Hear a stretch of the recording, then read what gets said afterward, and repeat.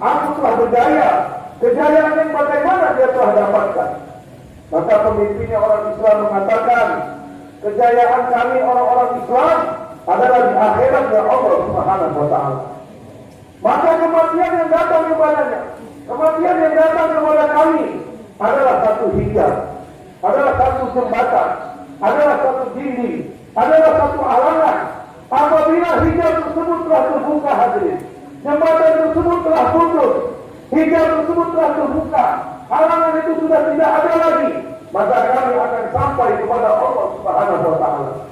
Surga sedang menunggu kami, bidadari-bidadari surga sedang menunggu kami.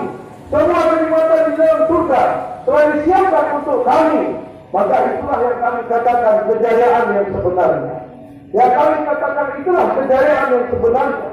Diceritakan bagaimana keadaan surga di akhirat yang nanti hadirin.